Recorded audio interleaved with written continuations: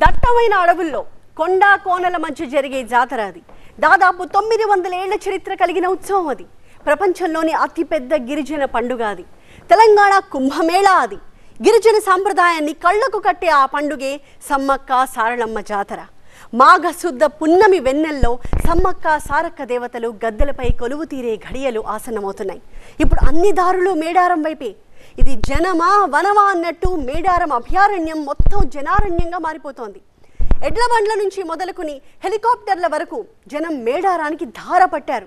ఈసారి జాతర విశేషాలేంటి, ప్రభుత్వం ఎలాంటి ఏర్పాట్లు చేసింది, ఆ ఫుల్ డీటెయిల్స్ ఇప్పుడు చూద్దాం.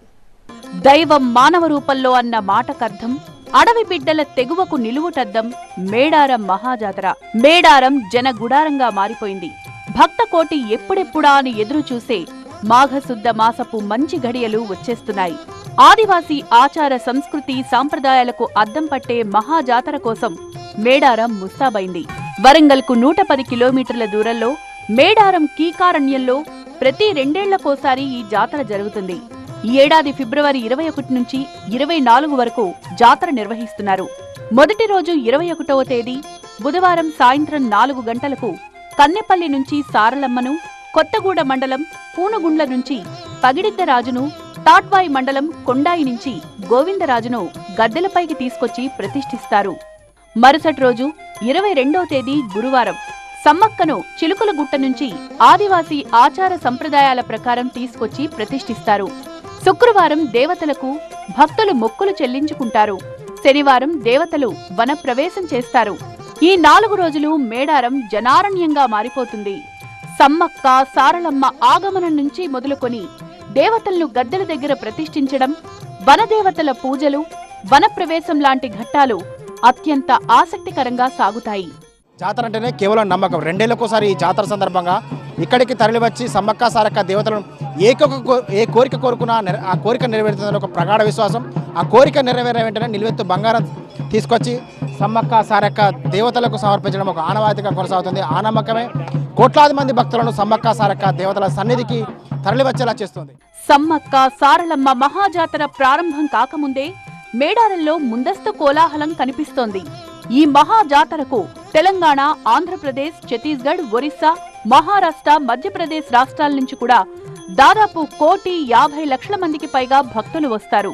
ప్రపంచంలోని అతిపెద్ద ట్రైబల్ ఫెస్టివల్ గా మేడారం జాతరకు ప్రత్యేకత ఉంది. ఈసారి జాతరకు అన్నీ తానే ఏర్పాట్లు చేస్తోన్న స్థానిక మంత్రి, ఆదివాసీ బిడ్డ సీతక్క మేడారం జాతరకు జాతీయ హోదా కల్పించాలని కోరుతున్నారు. జనవరి నుంచి చూస్తే 50 లక్షల మంది వచ్చిండ్రు.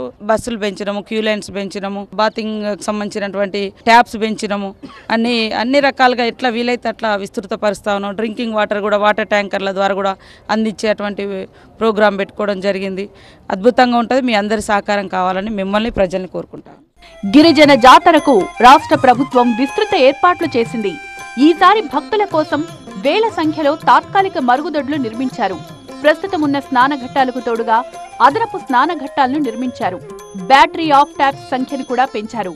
ఈసారి మన రాష్ట్ర ప్రభుత్వం ఇది పెద్ద గిరిజన జాతరని విజయవంతంగా చేయడానికి కట్టుబడి ఉంది. అదే క్రమంలో 75 కోట్ల శాంక్షన్స్ తో పాటు ఇంకా అదనంగా శాంక్షన్స్ కూడా కొన్ని రోజుల్లో మనకి మంజూరు అవుతుంది. ఈసారి మేము ముఖ్యంగా ఫోకస్ చేస్తున్నది ఏదైతే శాశ్వత రోడ్స్ ఉన్నాయో, బ్రిడ్జెస్ ఉన్నాయో, దాంతోపాటు ఏదైతే ట్రాఫిక్ పార్కింగ్ సంబంధించిన ఏదైతే వనరులు ఉన్నాయో వాళ్ళని కూడా ఈసారి మేము పెంచుతూ. మేడారం మహాజాతరకు ప్రత్యేక బస్సులు ప్రారంభమయ్యాయి. వివిధ ప్రాంతాల నుంచి వచ్చే భక్తుల కోసం ఆర్టీసీ దాదాపు 6,000 బస్సులు నడుపుతోంది. 4 రోజులు ముందుగానే మేడారం జాతరకు ప్రత్యేక బస్సులు నడుపుతోంది టీఎస్ఆర్టీసీ. రాష్ట్ర వ్యాప్తంగా 51 ప్రాంతాల్లో పికప్ సెంటర్లను ఏర్పాటు చేసింది ఆర్టీసీ. మొత్తంగా 6,000 బస్సులు నడుపుతోంది. 30 లక్షల మందిని మేడారం తరలించడమే లక్ష్యంగా పెట్టుకున్నట్లు ఆర్టీసీ అధికారులు చెప్తున్నారు. మహాలక్ష్మి స్కీమ్ తర్వాత వచ్చే ఈ మొదటి జాతరకు ఎక్కువ మహిళలు వస్తారని చెప్పి మనం అంచనా చేయడం జరుగుతుంది. దానికి తగ్గట్టుగా మనం దాదాపు 6,000 బస్సెస్ని మనము ఏర్పాటు చేయడం జరుగుతుంది. ఈసారి 48 క్యూ లైన్స్ పెట్టడం జరిగింది. సో దాదాపు 15,000 మంది సిబ్బందితోని మనము ఈసారి మన బస్సెస్ని ఏర్పాటు చేయడం జరుగుతుంది. సమ్మక్క సారళమ్మ దేవతలను దర్శించుకునేందుకు వచ్చే భక్తులకు మేడారం వెళ్లే దారి తెలిసేలా రూపొందించిన మేడారం రూట్ మ్యాప్ విడుదల చేశారు. జాతర నిర్వహణలో పోలీస్ పాత్ర అత్యంత కీలకం.